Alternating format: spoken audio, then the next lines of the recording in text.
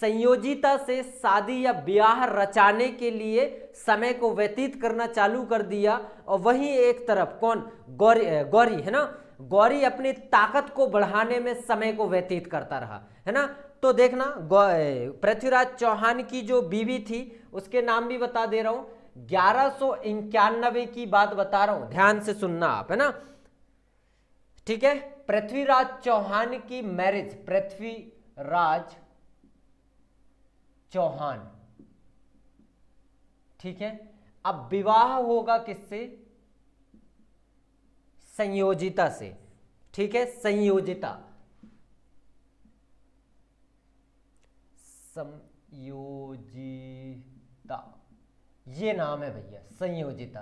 किसकी पुत्री थी, तो जयचंद्र की पुत्री थी, ये भी लिख लेना, किसकी पुत्री थी, तो जयचंद्र की पुत्री थी। और जयचंद्र कौन था, तो कन्नौज का राजा था,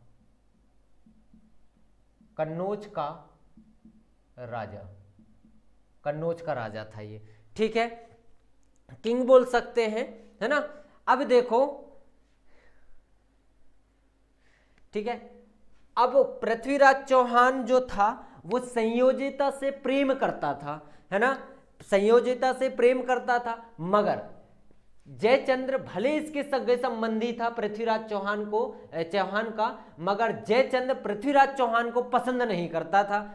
अब पसंद नहीं करता था तो ऑब्वियसली बात है, आप समझ सकते, संयोजिता से इससे विवाह करवाएगा ही नहीं।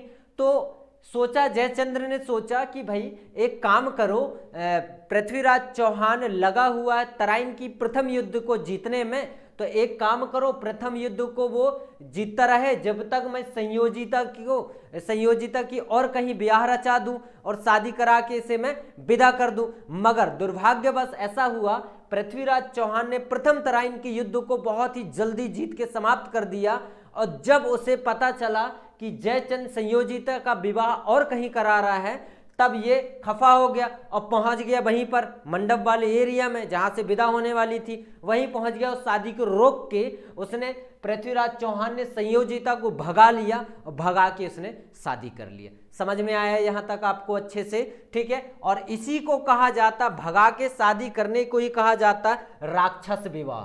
क्या कहा जाता है, राक्षस विवाह कहा जाता है, याद रहेगा, राक्षस विवाह कहा जाता है, ठीक है। अब देखना, ये जो मैंने स्टोरी बताया है आपको, ये स्टोरी पृथ्वीराज चौहान की प्रेम कहानी में है ये, ठीक है, प्रेम कहानी पृथ्वीराज चौहान की प्रेम कहानी में है ये, याद रखना, ठीक है। पृथ्वीराज रासो, प्रेम कहानी किसमें है, पृथ्वीराज रासो, ये बुक है, ये किसने लिखा है, चंद्रवरदाई ने लिखा है, ठीक है, याद रहेगा, चंद्रवरदाई लिख दे रहा हूं मैं, चंद्रवरदाई ने इस बुक को लिखा है। पृथ्वीराज रासो बुक किसने लिखा, अगर क्वेश्चन आ जाए तो चंद्रवरदाई ने पृथ्वीराज रासो बुक को लिखा हुआ है, विशेष रूप से आप ध्यान